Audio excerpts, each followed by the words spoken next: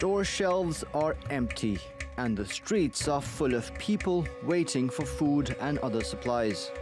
Venezuela's government is drowning in debt, but President Nicolas Maduro says he has the fix, a cryptocurrency called the petro. While it will allow us to access financing, the main reason why we resort to a cryptocurrency is to break the financial siege on Venezuela.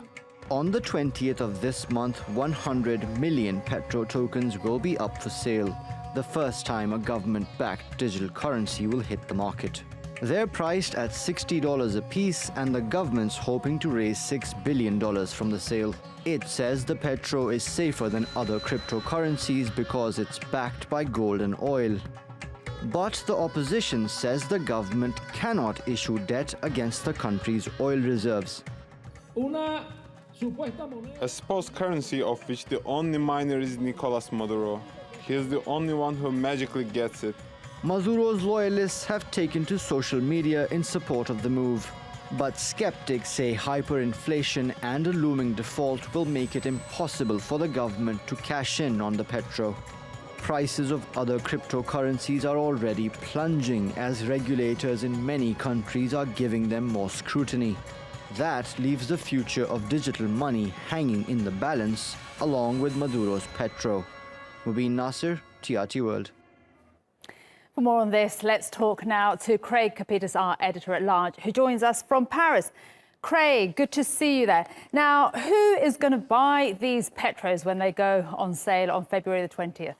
Well, hopefully some aliens who come from the Andromeda galaxy. They might set down on Earth and perhaps buy into this. This is a con job. In fact, it could be one of the greatest con jobs in the history of con jobs.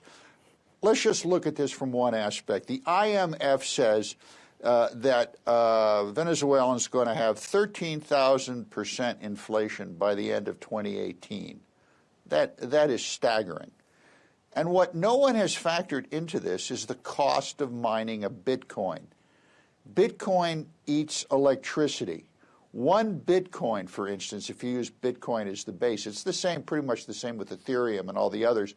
One Bitcoin eats up as much electricity as the average American household burns in 1 year. Okay. Now, he's going to issue 38.4 million of these petros. So it costs about $5,000 to mint a Bitcoin, mine a Bitcoin. So he's looking at $1.92 billion in electricity costs in a country where the electricity grid is collapsing and they likely don't have the kilowatt hours to produce these coins. But surely this should be quite safe, right, compared to other cryptocurrencies if it's backed by the government. And yeah, I mean, what would you say? How safe is it? Well, yeah, I'm a real believer in the stability of the Venezuelan government. Venezuela is falling apart. Venezuela is not only a country in decline, it's pretty much declined to the very bottom. The best comparison that we have for Venezuela is Greece.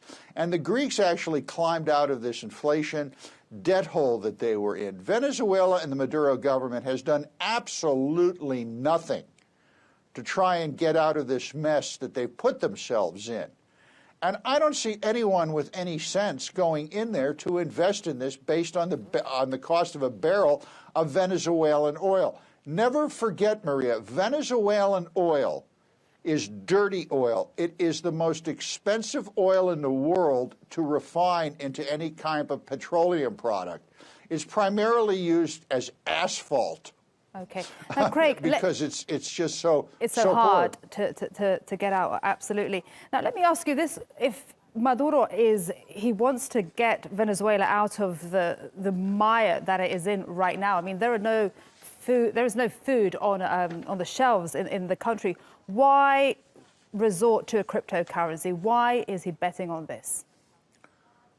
What's behind Well, because it all? Cryptocurrencies are cool right now. Crypto is the latest fad, and Maduro is figuring that he can con a great deal of his 24 million citizens in that country into believing that the crypto petro is going to save the economy. It is not going to save the economy. The IMF will tell you this. The World Bank will tell you this. You know, your local banker will tell you this. They don't have the resources to pull off a cryptocurrency, and they likely don't even have the energy requirements to do the mining.